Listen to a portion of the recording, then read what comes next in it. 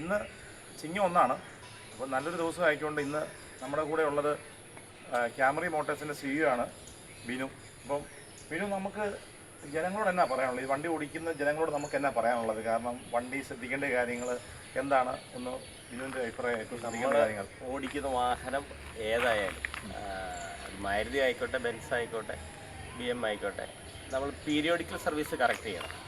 അത് അതായത് ഇപ്പോൾ ഒരു 10,000 കിലോമീറ്ററാണ് സർവീസ് ഉണ്ടെങ്കിൽ നമ്മൾ മാക്സിമം ഒരു 9,000 എത്തിയാൽ തന്നെ അതങ്ങ് കൈയോടെ ചെയ്താൽ വണ്ടി പക്കയായിട്ട് നമുക്കൊരു എത്ര ലക്ഷം കിലോമീറ്റർ ചില ഇന്നോവയൊക്കെ 5-6 ലക്ഷം കിലോമീറ്റർ ഓടുന്നു പറയുന്നുണ്ടല്ലോ. ബിനു പറഞ്ഞത് വളരെ കറക്റ്റാണ്. കാരണം ഈ എഞ്ചിൻ ഓയിൽ എന്ന് പറഞ്ഞാൽ എഞ്ചിൻ എന്ന് പറഞ്ഞ ഹൃദയമാണ്. ഹൃദയത്തിനകത്തോട് കൊടുക്കുന്ന ഓയിലാണ്, നമ്മുടെ രക്തമാണ് ഓയിൽ. അതെ. അപ്പോൾ ഇത് സമയത്ത് മാറുക എന്നുള്ളത് വളരെ ഇമ്പോർട്ടൻ്റ്. കാരണം ഞാൻ ഒരു കമ്പനി ജോലി ചെയ്ത ചെറുപ്രായത്തിൽ, എൻ്റെ 21ാമത്തെ വയസ്സിൽ ഞാൻ കമ്പനി ട്രെയിനിയായിട്ട് നിൽക്കുമ്പോൾ ഞാൻ ശ്രദ്ധിച്ചിട്ടുണ്ട്, ആൾക്കാർ ഓയിൽ നിർത്തി ഊറ്റി 1 ലിറ്റർ ഓയിലിന് വേണ്ടി ലാഭിക്കുന്നു. ഒരിക്കലും അത് ചെയ്യാൻ പാടില്ല.